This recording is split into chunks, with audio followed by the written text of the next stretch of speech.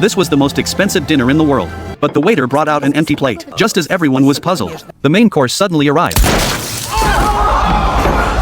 Then a corpse was carried into the kitchen. Barely 3 minutes had passed when a plate of fresh ribs was served. At that moment, Chef John revealed the truth. It turned out that all the ingredients for tonight's meal were themselves. No sooner had he finished speaking than the wealthy man sitting nearby tried to get up and leave. But the manager stepped forward to block his path and told the tycoon that they were on a deserted island and had no choice but to stay put. Yet the tycoon insisted on forcing his way home, only to be stopped by several security guards. Immediately after, John gave an order to his men.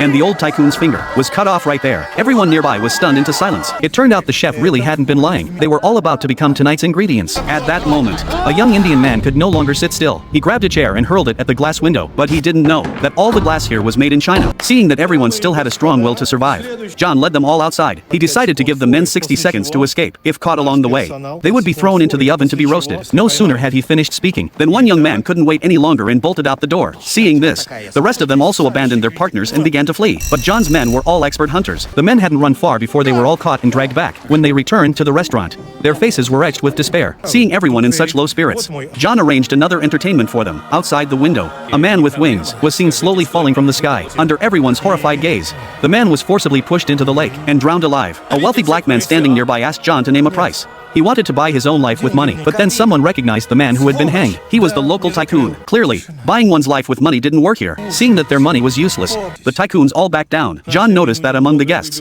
there was a woman who wasn't on the invitation list. He then asked her male companion, and the young man was quite honest. He immediately told the truth. It turned out he knew that everyone coming to dinner tonight would die. To protect his girlfriend, he had hastily found Mary to serve as a meal for everyone. Hearing this, the girl flew into a rage. She clenched her fist and swung it at the young man's face. John, witnessing this, was furious as well. He despised scumbags like this young man the most. He then ordered him to put on a chef's uniform and prepare a delicious feast. If he did a good job, he would be spared. If he failed, he would be the next ingredient. However, the young man couldn't even hold a knife properly. The moment he entered the kitchen, he was all over the place. The final result was as disgusting as dog shit. The young man was hanged in the kitchen and eventually served as roast meat on the dining table. Immediately after, John told the girl that if she would just fetch something from the warehouse for him, she could escape her fate of being eaten. Soon, Mary went alone to the back kitchen, but the moment she stepped inside, the manager appeared right in front of her. Before Mary could even react, the female manager swung the small knife in her hand. It turned out the manager had always had her eye on the girl's delicate lean meat, but she was no match for the girl at all. In no time, she was killed by Mary on the spot. Just as she was about to leave,